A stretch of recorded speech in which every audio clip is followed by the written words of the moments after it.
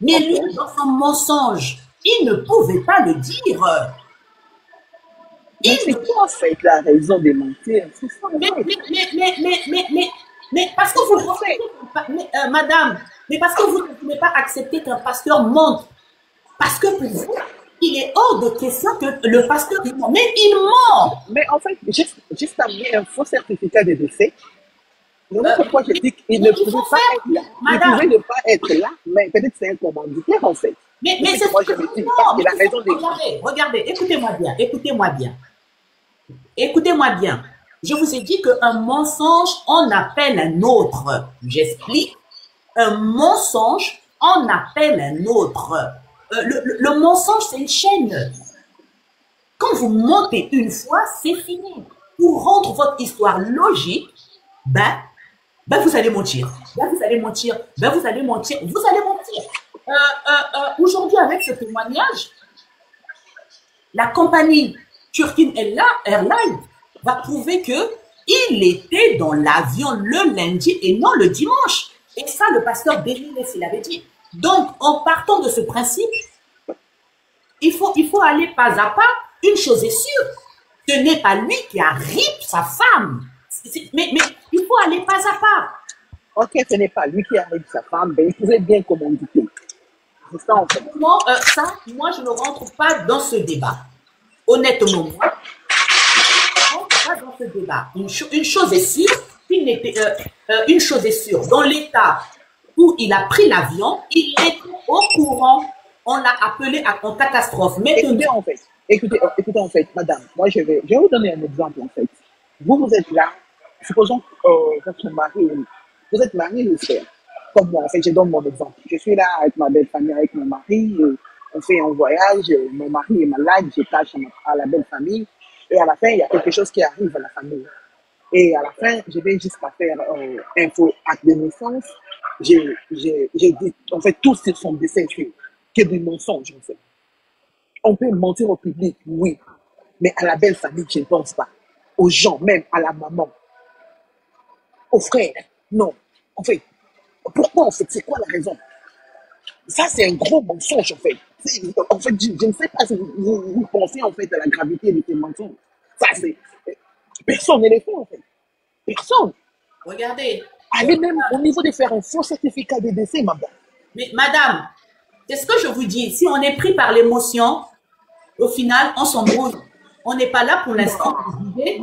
Si le mensonge, on est là d'abord pour dire est-ce qu'il arrive sa femme ou pas.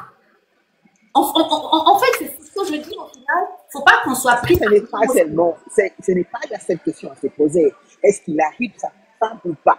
Si on dit non, ok, est-ce qu'il a commandité les rites de sa femme ou pas? Maintenant, il faut se poser des questions, en fait. Non, il faut se poser des questions. Attendez, ça reste une autre question. Je répète, est-ce qu'il est le commanditaire ou pas? Ça reste une autre question. Mais quand on se pose cette question, c'est... Ça reste une autre question, mais une chose est sûre, c'est que Denis Lessi avait raison.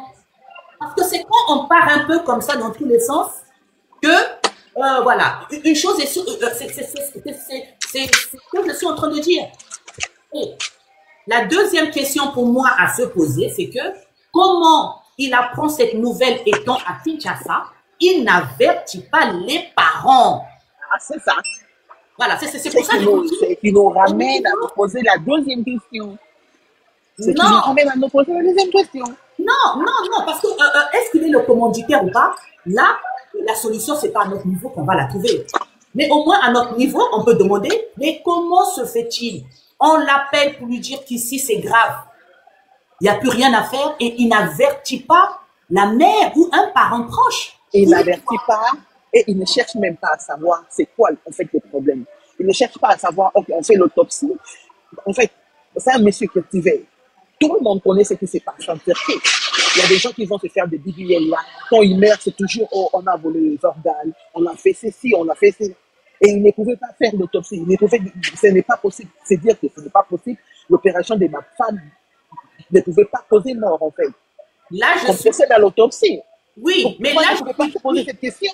Là, je suis d'accord avec vous, mais sauf que l'autopsie allait révéler la cause de l'opération qui est un BBL. Regardez, je n'arrête pas de dire, quand On dit que la dame, en fait, vous avez écouté l'audio. J'ai écouté, je ne connais pas les noms de la dame. En fait, j'ai oublié les noms de la dame. La dame qui a fait l'émission avec le frère, en fait.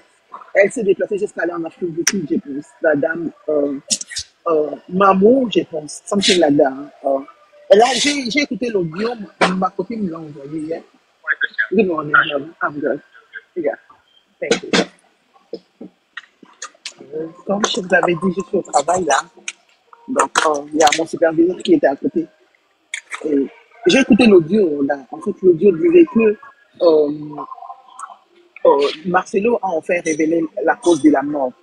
Il a dit que la dame s'est fait opérer de fat là, qu'on enlève au niveau des bras. Ce n'était pas en fait un BBL.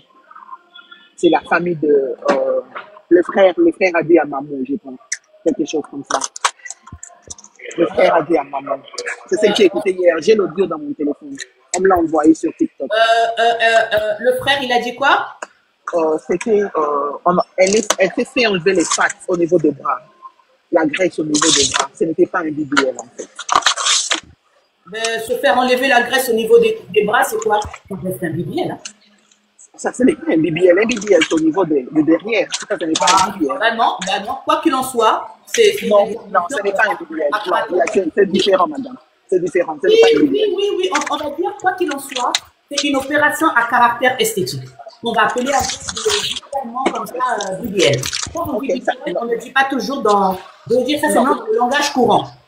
Dans le les BBL a une signification. C'est que lorsqu'on enlève les pattes et on met au niveau de derrière, c'est ça les BBL. Mais l'opération d'enlever les pattes n'est pas synonyme d'un BBL. Ça, il faudrait que les gens le sachent. Oui. Parce qu'il ne faudrait pas, à qui que l'on l'a fait, à couper la BBL. C'est différent, en fait. Regardez, c'est vrai que dans une enquête, on va s'attacher aux mots. Quoi qu'il en soit, c'est une opération à caractère esthétique. Ok. Voilà. Coucou amour, coucou mouèche. Quoi qu'il en soit, c'est une opération à caractère esthétique. Voilà. C'est ce que moi j'englobe un peu comme ça. Voilà. On va dire que c'était à caractère esthétique. Et il ne pouvait pas plus ou moins l'avouer. Il a toujours dit que sa femme, elle était belle naturellement. Donc, ça veut dire que quand on lève les bras, il ne pouvait pas l'avouer. Quand on rajoute le derrière, il ne pouvait pas, il pouvait pas l'avouer. C'est ce que je veux dire. Quand on diminue le bras, qu'on rajoute les seins, tout ce qui était à caractère esthétique, il ne pouvait pas l'avouer. Il ne pouvait pas l'avouer parce qu'il a toujours dit que sa femme n'avait jamais subi aucune opération de chirurgie esthétique. Je rajoute le mot esthétique. Donc, du coup, il ne pouvait pas dire que c'était pour aller plus ou moins se faire rafistoler les bras pour les rendre plus minces. Ça reste dans un cadre d'opération à caractère esthétique. Yeah. En fait, moi, madame, je ne suis pas contre ce que vous êtes en train de dire là. Je ne suis pas vraiment contre, mais vous pouvez avoir raison, 50%. Mais lorsque je vous donne ces 50%, en fait, c'est là, donne pratiquement lié à se poser la deuxième question, quoi. S'il n'a pas ri sa femme, est-ce qu'il a été le commanditaire, en fait? C'est ça pour moi. Oui, mais moi, honnêtement, là, je pense que, après ça, c'est mon avis. Un moment, soyons sérieux. Le mec, je suis d'accord avec. Dans l'avion, attendez, un moment, soyons sérieux. Un moment, soyons, qu'on l'aime ou qu'on l'aime pas. Personnellement, moi, c'est pas ma tasse de thé. Hein. Moi, ce mec, c'est vraiment pas ma tasse de thé. Mais soyons sérieux quand même. Soyons sérieux. Ce mec, il était dans l'avion le lundi. Il a menti qu'il était dans l'avion le dimanche. Parce que il fallait que son histoire ait un sens. Il a menti, mais il était dans l'avion le lundi. Il est arrivé le mardi. Donc, je sais pas. Pour moi, le problème sur la toile, c'était qu'arrivé là-bas, ils se sont pris la tête, il était le cœur, mais au final, quand elle était plus ou moins riche, il n'était pas là. Maintenant, on va pas encore rajouter, est-ce qu'il a commodité ou pas? Non. Il faut plutôt se poser la question, comment se fait-il qu'un monsieur puisse apprendre cette nouvelle et ne parle pas aux parents? Pour moi, ça, c'est le plus grave.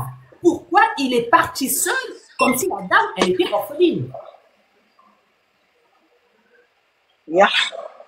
C'est ça, en fait. Parce que si on part directement en disant, oui, il a commodité, on oublie le fait qu'il a pris l'avion à Kinshasa en étant au courant de la nouvelle. Mais est-ce que vous vous rendez un peu compte quand même? On va oublier une gravité pour se pencher vers quelque chose d'illusoire. Alors que là, on a quand même une réalité, un fait réel, c'est qu'il a eu la nouvelle et il est parti sans dire aux parents. C'est ça, mais on va pas lui dire que oui, il a commodité. Ça, moi, je suis pas d'accord parce que ça, on n'en a pas les preuves. Mais on a au moins la preuve que ce monsieur, il est parti en étant au courant de la situation et il a choisi de se taire. Ça, au moins, c'est un fait factuel, c'est un fait réel, c'est un fait incontestable. C'est ça. Et je pense qu'il a dit qu'il est parti dimanche, façon de dire qu'il n'était pas au courant, mais il était au courant. Quand il a fait ses bagages, il était au courant. Pourquoi il a choisi de ne pas transmettre l'information? Ok.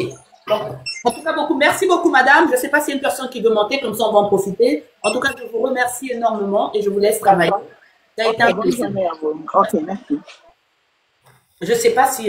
coucou, moi chez Coucou, ma Michelle. Coucou, moi chez voilà, ça veut dire que bon, c'est vrai que quand je dis BBL, c'est à tort, hein, parce que oh, coucou Eurydice, coucou Madame Iji Dungangoy, parce que j'englobe un peu tout, appeler un peu de façon un peu vulgaire, comme on dit, j'englobe un peu tout ce qu'on appelle un peu des actes de chirurgie esthétique. Aujourd'hui, quand on dit BBL, voilà, c'est un peu, voilà, c'est vrai que BBL, voilà, mais une personne qui va plus ou moins se faire, rafistoler les bras, plus ou moins, voilà. C'est à des fins esthétiques, c'est pour les rendre beaucoup plus beaux. Donc, c'est une chirurgie à caractère esthétique, voilà. Donc, je vous fais écouter encore l'audio. Donc, je vous fais écouter l'audio qui prouve que Marcelo n'a pas pris l'avion le dimanche, mais qu'il a pris l'avion, qu'il a pris l'avion le lundi en catastrophe, débraillé, impossible de marcher.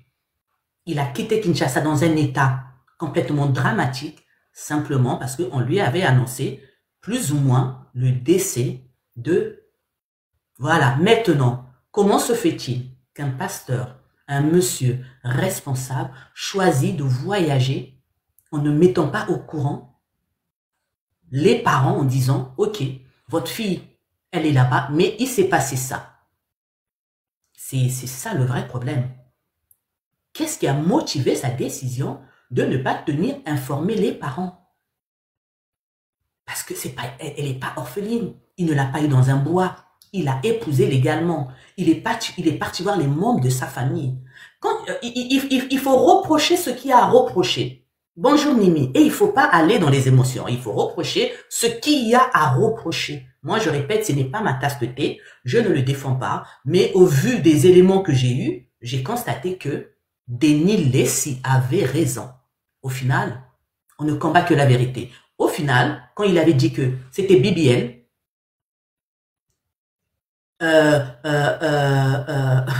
Kasubira, c'était BBL, il n'avait pas tort. Quand il avait dit que elle était RIP dimanche, il n'avait pas tort. Et c'est pour ça, il avait tellement la vérité qu'on est venu braquer chez lui, casser sa maison et on l'a fait quitter le pays et on l'a sommé de se taire et jusqu'à présent, Denis Lessi n'a plus ouvert la bouche sous cette histoire. Mais dernièrement, je l'ai suivi. Il a dit, si c'était lui, le pasteur devait négocier avec la famille parce que sinon, il y aurait trop de choses qui allaient sortir, qui allaient le décrédibiliser. Et je pense que ce que Denis Lessi dit qui allait le décrédibiliser, c'est du fait qu'il avait caché la vérité aux parents, qu'il a appris le décès de leur fille. Laissons les actes de décès là. Ça là, quand quelqu'un est décédé, il est décédé. Tout ce qu'on peut trafiquer dedans là, après il peut s'expliquer. Mais c'est surtout comment expliquer à une famille que toi tu prends l'avion alors que notre fille arrive. Tu ne nous dis pas. Tu vis dans le même pays que nous là, mais tu prends l'avion en catastrophe et tu ne nous tiens pas au courant. Qu'est-ce que tu nous caches? La famille aussi peut dire, donc c'est toi qui l'as envoyé faire cette opération. Donc c'est toi qui as insisté pour qu'elle aille faire cette énième opération. C'est de par là qu'on peut le tenir sa responsabilité. C'est par là qu'on peut tenir sa responsabilité. Parce que la famille va dire, nous, notre fille, elle était là. Et peut-être aussi que les audios, il a peur des audios. Il a dit que les audios, c'est la vérité. Peut-être qu'on va retrouver un audio où la fille dit que Il m'incite à aller me faire opérer. Il m'incite à aller me faire opérer. Et si c'est lui, si c'est prouvé que c'est lui l'incitateur de ces opérations, mais il est poursuivable. Il est poursuivable. Parce que, donc je vous fais écouter encore l'audio. Je ne sais pas si tout le monde comprend le lingala. Je vous fais écouter l'audio où la dame qui n'a rien à gagner dedans, qui était dans l'avion, confirme et affirme qu'il a pris le vol le lundi et non le dimanche, comme il a tant proclamé. Il pensait peut-être faire quelque chose pour qu'elle ressuscite. Je sais pas, ça je sais pas. Vraiment, essayons de nous attacher. Mais elle était majeure et vaccinée. Il n'y a pas de souci pour ça. Oui, elle était majeure et vaccinée. Mais il y a des compagnons qui incitent peut-être leurs dames aussi à avoir des rapports. T'es majeure et vaccinée, mais t'es sous influence. Elle était peut-être sous influence. Elle était sous influence. Elle voulait plaire à son mari. Elle voulait plaire à son conjoint. Majeure et vaccinée. On le fait tous ici, non? Le libertinage. Il y a des femmes qui rentrent dans le foyer, mais son mari est un libertin par rapport à la pression de son mari. Pour faire plaisir à son mari, la voilà en train de faire des partouzes. Elle ne veut pas faire des partouzes, mais elle le fait pour faire plaisir à son mari. Elle ne veut pas être libertine, mais elle devient libertine pour faire plaisir à son mari. Oui, ça reste à prouver, mais quoi qu'il en soit, c'est pas Maman Blanche sur le podium qui faisait des éloges sur sa taille, c'est Marcelo sur le podium qui faisait des éloges sur sa taille. C'est Marcelo qui disait, regardez ma femme comment elle est belle, regardez ma femme, elle a un BBL de Malouba, vous avez vu comment elle est belle. Donc si c'est lui qui faisait autant d'éloges sur la beauté de sa femme, on part du principe qu'il en est l'auteur. On part du principe qu'il en est l'instigateur. Quelque chose qui ne nous plaît pas, quelque chose qui ne nous arrange pas, je suis désolé, on n'en fait pas l'éloge. On ne monte pas sur un podium matin, midi, soir pour acclamer la beauté de sa femme, alors qu'on sait que cette beauté, elle est biaisée, que cette beauté, elle est fausse. On est fier que de ce qu'on a entrepris. Je répète, s'il n'était pas d'accord avec les BBL ou bien tous les chirurgies esthétiques que sa femme a fait, il aurait tué sous le podium. C'est une façon de montrer son désaccord. C'est une façon de montrer son désaccord. Voilà, moi je sais pas, moi, vous êtes une femme, vous savez l'origine de l'argent de votre mari, vous savez que votre mari est un braqueur, et tous les jours vous êtes là, mon mari travaille bien, mon mari, son argent, mais vous connaissez l'origine de l'argent de votre mari, une fois qu'on vient arrêter votre mari, ben vous serez arrêté pour complicité. C'est pas compliqué. Il en était l'auteur, En tout cas, s'il n'en était pas l'auteur, il a influencé dans ce sens. C'est simplement, attends, il y a pas un prêche, il n'y avait pas un seul prêche où il faisait des éloges, pas sur sa femme, mais sur sa beauté. Sur sa beauté. Et on va encore aller plus loin. Au fur et à mesure de ses BBL, ses habits se sont cintrés. Elle portait des vêtements. Tous ces vêtements devaient plus ou moins souligner sa taille. Je répète, tous ces vêtements mettaient sa taille en valeur. Et ça justifie aussi pourquoi elle est partie faire des bras. Parce que effectivement, quand on repart un peu en arrière, on regarde les vêtements qu'elle portait, elle avait toujours des manches longues. Donc, on part du principe que elle avait sûrement un complexe au niveau des bras. Elle avait un complexe au niveau des bras. Tous ces vêtements soulignaient, mettaient sa taille en valeur. Vous pensez pas que, au sortir pour aller prêcher, il avait un regard sur ses tenues? Il avait un regard sur ses tenues. Il avait un regard sur ses tenues. C'est pas compliqué. Aujourd'hui, s'ils ont un bon avocat, l'avocat va prouver qu'il est l'auteur, qu'il est l'instigateur de ces BBL. Voilà, c'est ça, c'est pas compliqué.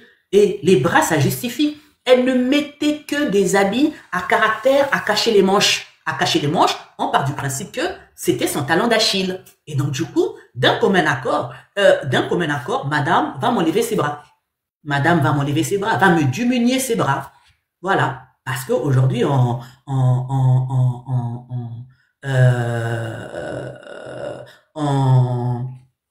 ne fait d'éloges que sur quelque chose dont on est satisfait. On ne tarit d'éloges.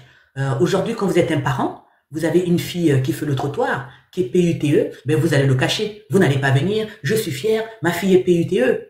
Mais si une dame aujourd'hui se lève, ah moi, je m'en fous. Même si ma fille est PUTE, hein, en tout cas, elle ramène de l'argent. On va dire, donc, madame, c'est vous qui conseillez votre fille à être PUTE. Sinon, la dame, elle aura tellement honte de ça, elle va dire que sa fille, elle est ingénieure, sa fille, elle est de je ne sais quoi. Mais, Est-ce que la dame a informé au moins sa maman pour l'opération? Mais même la maman, elle ne met les parts. Mais aujourd'hui, c'est une guerre.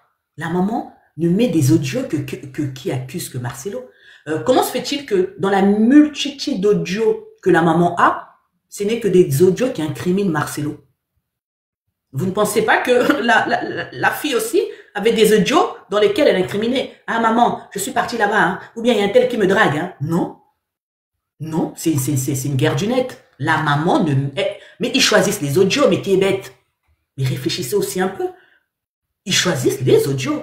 Il y a des audios aussi où elle dit qu'elle a fait ça, elle a fait ça, elle a fait ça, elle a fait ça, elle a fait ça. Vous pensez que ses sœurs n'étaient pas au courant que leur sœur faisait la chirurgie esthétique? Pourquoi ils l'ont pas fait sortir? Pourquoi ils n'ont pas dit que oui, finalement, comme ça, comme ça? Ils font sortir aussi des audios qui incriminent Marcelo, mais les audios qui salissent la mémoire de leur fille, ils gardent. C'est leur fille. Mais moi, je ferais ça.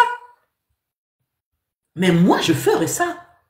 N'importe qui va garder les audios qui plus ou moins incriminent la mémoire de leur fille. C'est une guerre.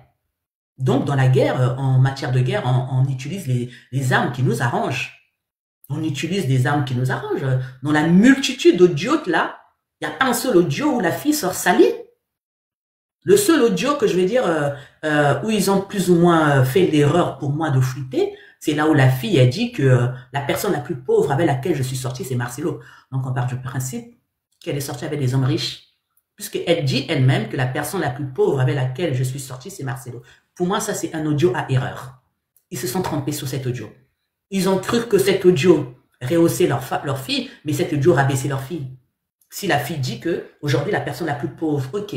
Donc, si Marcelo c'est la personne la plus pauvre, donc on part du principe que tout dépend aussi du contexte. Mais c'est ce que je dis, quand on fait sortir des audios, c'est la guerre. C'est la guerre. Quand on fait sortir des audios, c'est comme des morceaux choisis, on les choisit. C'est comme vous partez passer, je veux dire, un test